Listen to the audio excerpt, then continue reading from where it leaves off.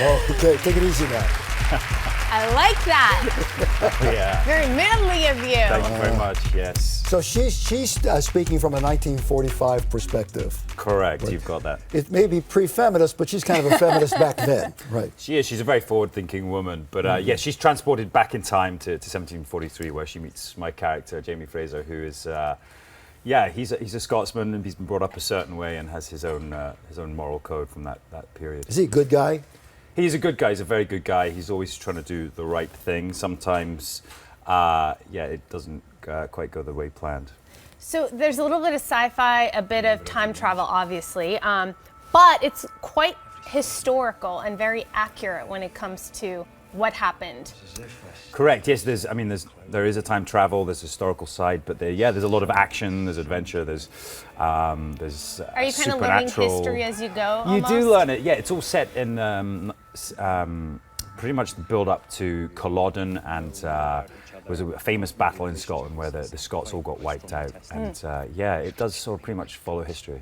It's an adventure. It's also highly romantic. It comes from a series of very successful books. How many are there of the 8. books? There are 8? She's writing the 9th, right? You've got it, yes. She's sold over 26 million of these books. Diana Gabaldon has written this terrific series. And there's companion books as well. But yeah, no, they're fantastic. The stories are great. The characters are very, very big. And, Okay. Let me talk about you for a moment. It is true, or one of these stories they make up? Your acting teacher said to you, what? He said that, well, he's going to really punish me for this, but he said I couldn't act. This is at drama school, yes. And I don't know, I think it's part of the whole process of breaking you down. Well, wait a minute. Are you in touch with this acting teacher still? I met him about a week ago back in Scotland, and I reminded him, and he was quite upset. Was he? Was he gobsmacked? He still believes I can't act. And, yeah, Oh, stop it. Yeah, no, when that moment occurs, I mean, what did you take from that? Oh, I can be better, or I'm aiming for the wrong business. I think in this industry, you get a lot of knockbacks, and I think it was a test, and I think as a drama school, they like to do that. They like to test you and not make an easy path for you, and it certainly makes you, consider, am I doing the right thing? Yes, and it's sadistic at the same time. It is. I'm sure that you got some pleasure out of it. You are Scottish, right? I am. What was this whole thing when you first got cast, people saying you weren't Scottish enough? What was that about? I mean, I didn't really see any of that, but if there well, was, I mean, I am happened. Scottish.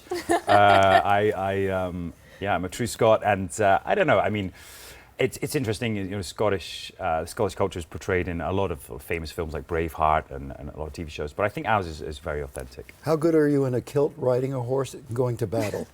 I'm terrific. It's the first thing I had to learn, and it's actually surprisingly comfortable riding a horse in a kilt. Is it? It is. Oh. Yeah. You should try it sometime. How do you know I haven't? Well, exactly. What does a Scotsman have under a kilt? Well, need you ask? Okay.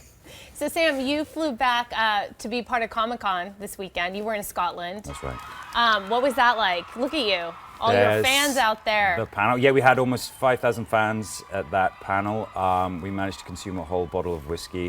And I ended up... Before or after? During the panel, and I ended up dressed as a pirate. So it was pretty successful, I think. You were dressed as a pirate because you lost a bet. You won a bet. I won the bet. That's winning the bet. That is winning. Yeah, I don't quite know how that works out, but Colin O'Donoghue from Once Upon a Time, we had a bet to win a fan favourite award, and I won, so I had to dress up like him. I don't. Wait, what would have happened if you lost? Yeah, exactly. I think I've been had here. I think. Well, he would have to wear a kilt, right? Is that the way it and worked ride out? a horse. And ride a horse. And ride a horse. Okay. The last thing, you are a heartthrob now. I mean, not just an actor. Thank you. Yeah, like yourself, sir. Well, thank you very much. Thank you.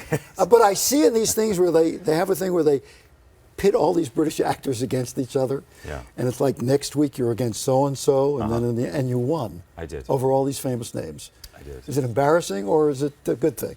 Flattering. It's flattering. We've got some terrific fans, and they support us in everything we do. So it's thanks to them, really. Yeah, well said. You do have that look to be on top, like on a cover of a Daniel Steele novel or something.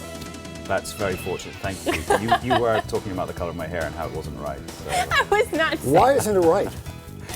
that was just it's a long story. It's a long story. It's such a long story. Season 2 of Outlander is now in production. It will premiere next spring.